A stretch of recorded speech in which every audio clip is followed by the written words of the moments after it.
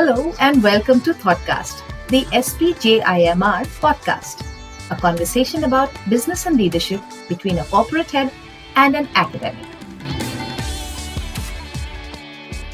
My name is Vineeta Dwivedi and I teach business communication at SPJIMR.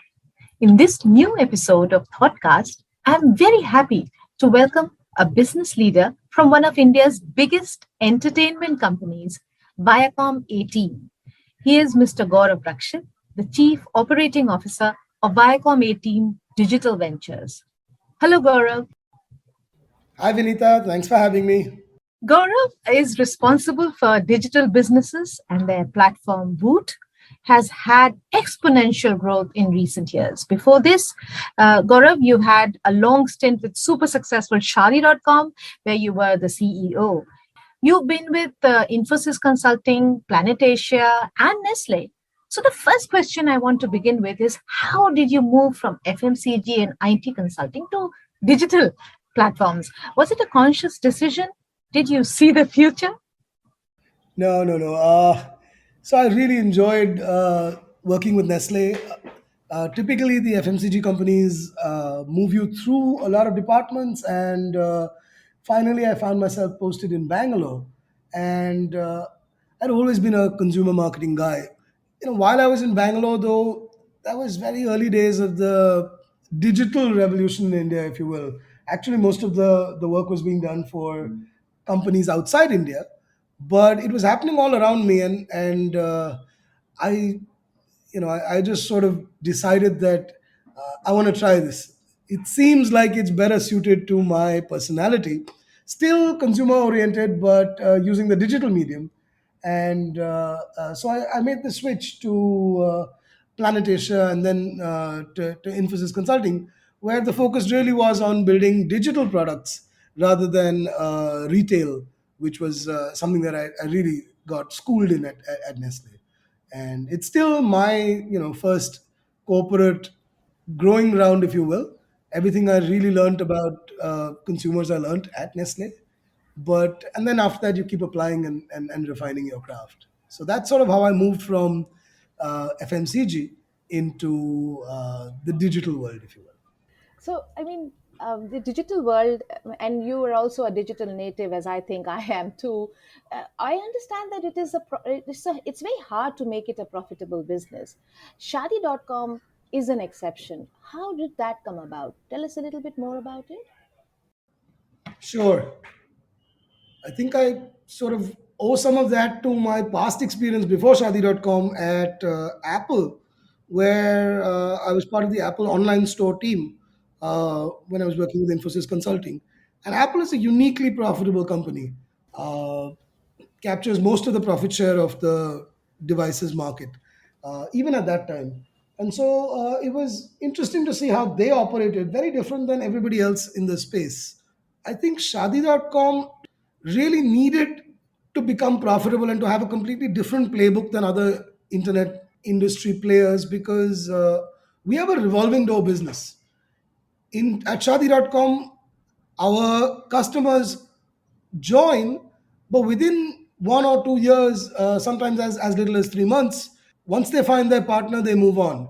And so, not having a customer lifetime value funnel forced the business to actually architect for profitability rather than to invest in what is commonly known as audience development, because there isn't actually a further lifetime value beyond that. And so we did have to sort of architect the business very differently than all the other consumer digital businesses that were mushrooming around us, and create this playbook that allowed a business to build a, I want to say, global brand now, but at the same time maintain profitability. So it came from necessity, but it definitely forced us to choose a very different path than one would if we had to look and operate like our digital peers in the industry. Oh, fabulous. It's like a very interesting case study. I hope we can write one about Shadi.com. There will be one. And interesting how you're saying that you learn something from Apple's experience. That itself is a very interesting angle to it. Let me now bring you to the OTT audience, particularly in India, and you have had a very nice new successful idea of bringing Bigg Boss to an OTT version of Bigg Boss. Explain this, please, to us. What is this over-the-top phenomenon, and what Sure. is its future?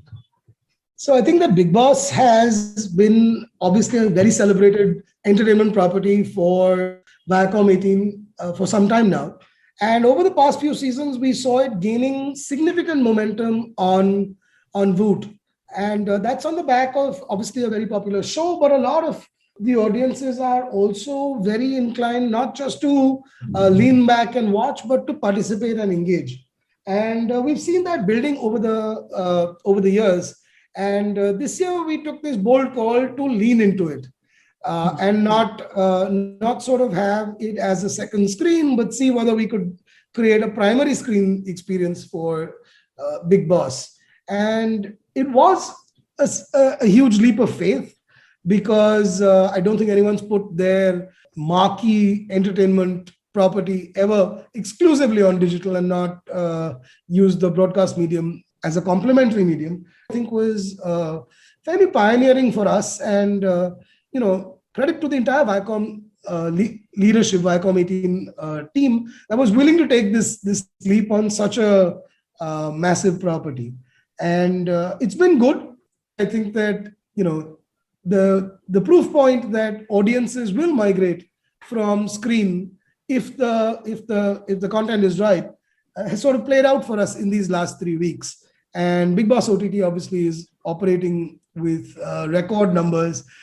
We've got huge amounts of engagement, user traffic, watch time, all of the metrics that we obsess about in terms of ensuring that consumers are having a great experience. We're able to give them a slightly more OTT experience, as you say, because being an interactive property on digital, we have a 24-hour live feed.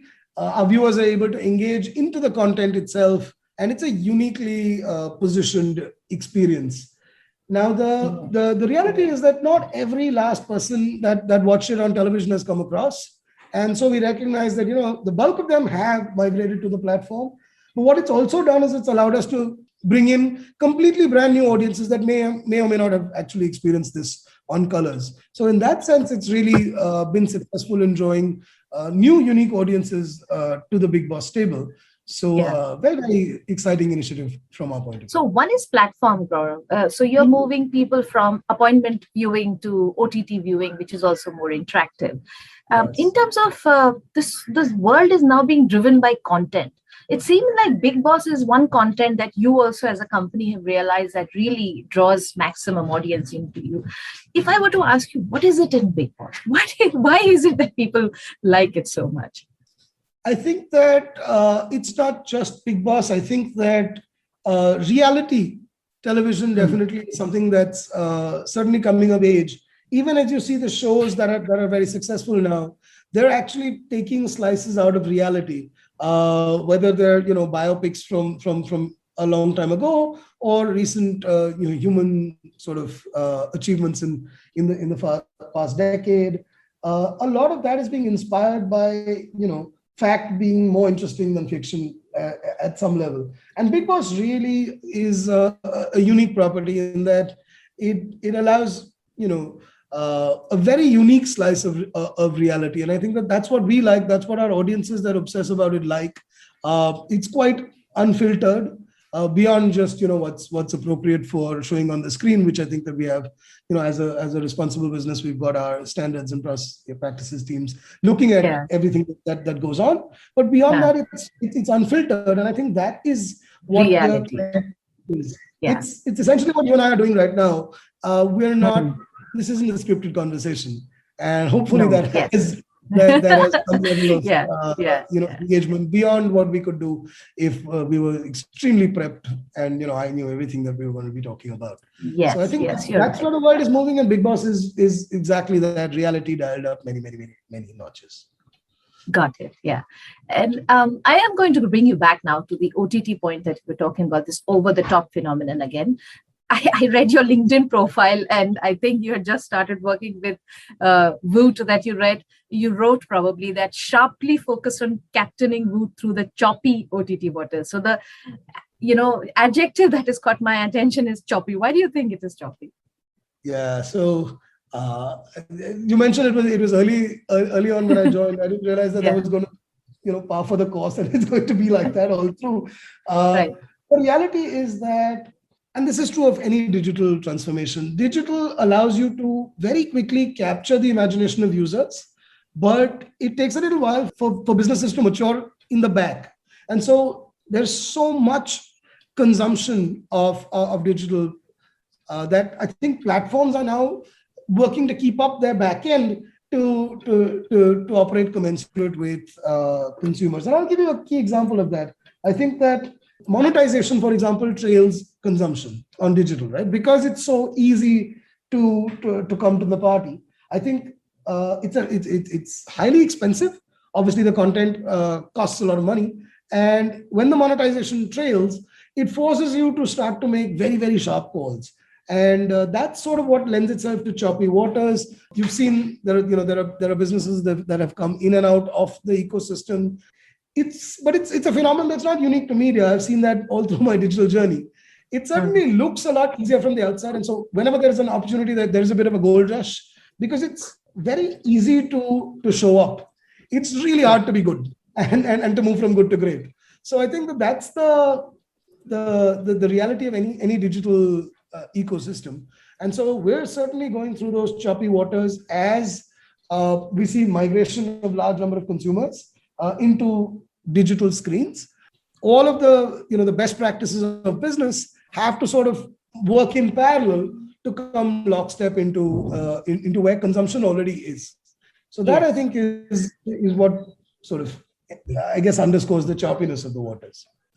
Understood. So you're saying consumption is moving to digital screens. Do you think that we will stop watching cable networks at some point? Given where we are in our journeys, I take a lot of lessons from the West that has already seen some of these inflection points, and the answer is no. I think that at some point they will certainly find a balance, but clearly, whenever you have these kind of structural shifts, growth rates in the disrupting business tend to be significantly higher than that on the incumbent business. So that's there to stay for some time. The good and bad, I guess, of being in a situation like a country, where we're in India, we're still not fully penetrated on television. So there's a huge upside in the television market itself in terms of growth opportunities. But clearly, digital growth will outpace television, at least for some time, until we find that sweet spot of balance. That seems to be where the West is, and I see us getting there. Probably not for the next 5 years. Very interesting. They're saying there will be a balance between cable and digital, and very interesting. Now, I want to pivot a little bit and ask you about the COVID year. And 1.5 years now, we were all glued to screens, so that must have been good for people watching. But what about advertising? Hasn't that suffered? And any learnings that you can share with us? Sure. COVID was particularly hard for us. I think that I don't really want to relive our COVID journey because it was particularly painful from the team's point of view. We launched actually Voot Select, which is our subscription product, 2 weeks before COVID. And, our teams really had to figure out how to, move machines home, all of those things before lockdown, actually, not before COVID. So it was a very, very intense period of knowing that we were, doing something that's really, really important for us as a business, but at the same time, realizing that employees' health, just the concerns of, all our team members, all of that had to be balanced. So it was a tough period. And I want to say that, within about a month, I saw that at least our team spirit was something that was, it's not something that you can demand.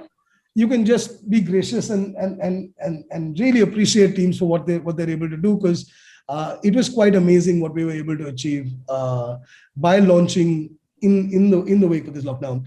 And we actually got to the fastest million subscribers among all our competition. And so eventually in the subscription business. So I owe a great debt of gratitude to those that really pulled hard at the time. And then it sort of found its balance. 2-3 months into lockdown, I think we had done enough operational restructuring that operationally we were okay, but I think emotionally as an organization we hadn't learned to work in lockdown. And while it's okay to stretch for a while, we had to start to introduce, when we knew it was going to be for the long haul, we had to start to build in a lot of interventions to be able to deliver the work-life balance that we thought our teams needed. So that was a journey in and of itself. You're talking about, when I'm talking in terms of learnings, you have brought it about people, and I think that's something to learn from. That at the end of the day, management is not just about your audience and your numbers, but you were talking about the people who work in your team. That's fabulous. I therefore I want to dig a little bit deeper about your own individual management style. And Sure. Do you have any mantras for success? You've been really successful in all of your positions so far. So as an individual, what would you say? I can tell you what I orient to. I'm continuously learning how to be a better leader. So in that sense, there's no destination. I can tell you what I do, which works to me. Like you said, I do believe business is all about people, and it's not so much trite as I'm assuming every leader thinks that way, but especially in digital, having done that for so long, everything else is out there in the public domain. There are no secrets. The only thing that you have is your organization and your DNA, and that is not easy to copy. And culture is not easy to copy. Everything else you do is out there. So there are no secrets. So I think that's perhaps why I obsess so much about people. It is because I think that's where competitive advantage is built. In terms of how I run, I guess I like this concept of frameworks, right? And it gets harder as you get more senior in an organization, where essentially in digital, nobody really knows the truth, right? It's not to say you don't have the crystal ball like you are asking me about sports and things like that. I couldn't say that I can predict the future. And so the only opportunity then is to create strong frameworks which allow every person in the team to be able to operate pretty much autonomously. And the frameworks make sure that you don't burn the business down.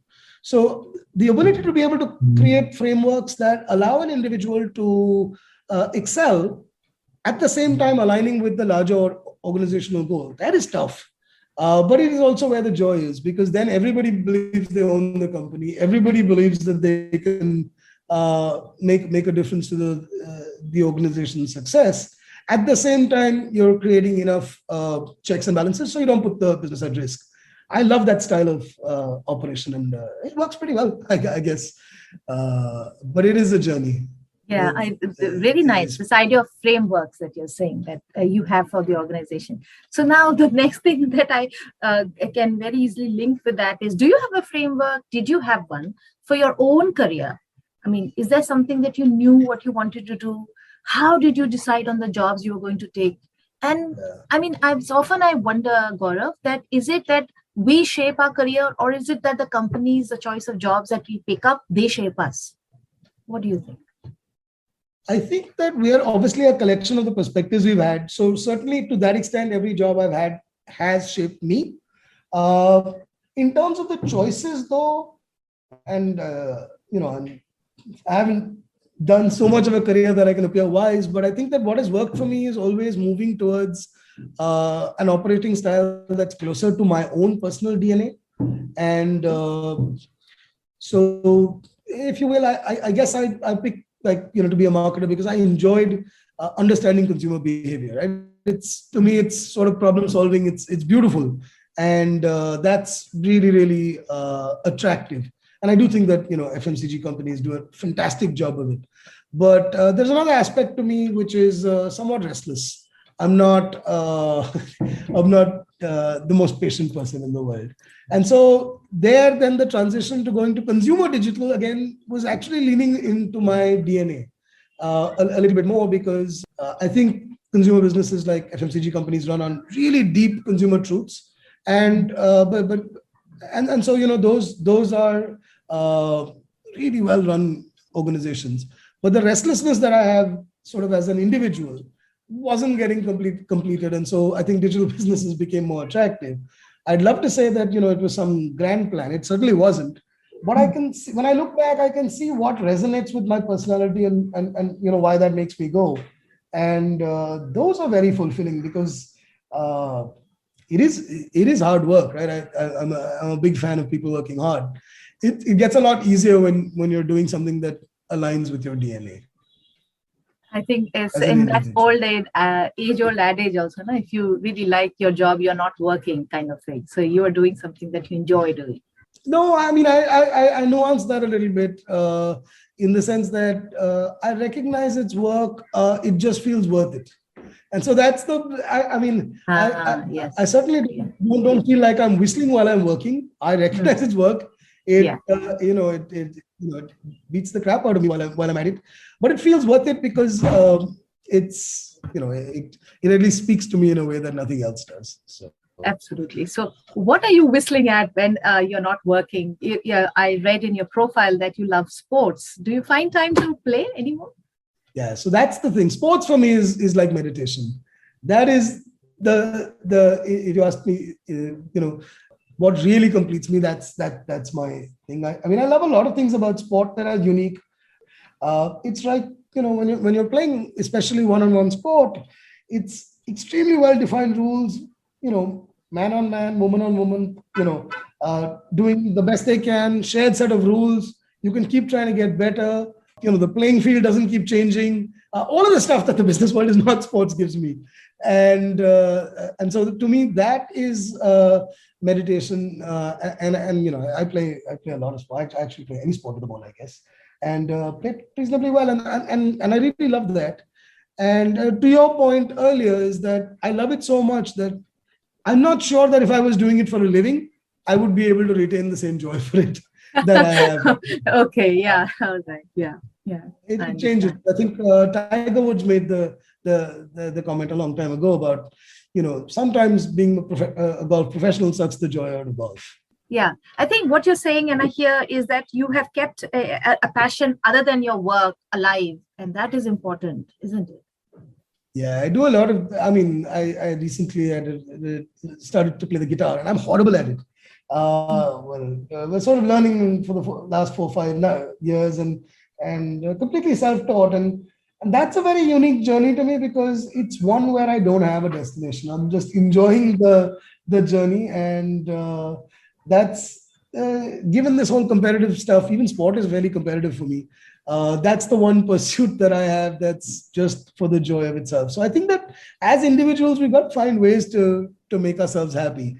I do think our careers take a huge bite out of life, Yeah. and there's so much more that we need to do to keep ourselves going. So encourage Certainly. everyone to find that and keep that, because that's what keeps you going when times get tough. So, just the last thing, in that same vein that you're saying that keep doing something that you find pleasure in. I often tell our students about the power of friendships, networking. You've studied at IMA. Can you just tell us a little bit about what you think, and then, of course, anything that you would want to leave as a message for our audience? Sure. So I guess you guys are all studying, and I'm sort of from the cynical school where I wasn't a big fan of the term networking because it seemed very motivated, and I don't know that one should actively quote unquote network. I think what now, if I look at the relationships that I built at IMA, the difference is that, and that's not just IMA, all through life, I guess, is when you will encounter them in your personal and professional life going forward. And the nice thing that one finds is that when I'm talking to a batchmate, there's so much shared context of the past that instantly you drop any kind of image building pretenses, what have you, and you go back to where you were. Well, you were fooling around as batchmates, and it does help when you're operating at that level to also move business discussions forward, opportunities, all of that. Because as you move, in the business world, there are only small windows of interaction that you get with a lot of other people, right? And so if you're doing a business deal or you're doing something where you're trying to build a collaboration with someone, there's a lot of work that goes into them trusting you, you trusting them, figuring out, do you want to do it with this individual or not? What are their motivations? When all of that just gets dropped because of so much shared context that you have, then it certainly makes it a lot more easy to get stuff done. So while I have to question my own cynicism of the past, saying that thinking of it as being motivated, I see them as just relationships, and they're awesome. It really helps you. It keeps you sane. All my batchmates are doing different things, and just being able to watch also what they're up to is very, very sort of empowering. So yeah, I would encourage you guys to build as many relationships as you can, strong ones, genuine ones. They're all very great. Don't have to worry about exactly how you will use them. That I'm not so pro. Yeah, that's fine. Yeah. Okay. Thank you so much, Gaurav. I think it's been wonderful talking to you. I can go on and on, but I think for this episode of ThoughtCast, this is a really good conversation that you and I have had, and I'm really thankful to you to find the time to do this with us. It's really wonderful to have you at SPJIMR's ThoughtCast. Thank you so much. Great. Cheers. Thank you so much for having me, Vineeta. It was a lot of fun. You were listening to SPJIMR's ThoughtCast, produced by Vineeta Dwivedi, edited by Amulya, supported by Pani, Rishabh, and Kaushik. Thank you for listening.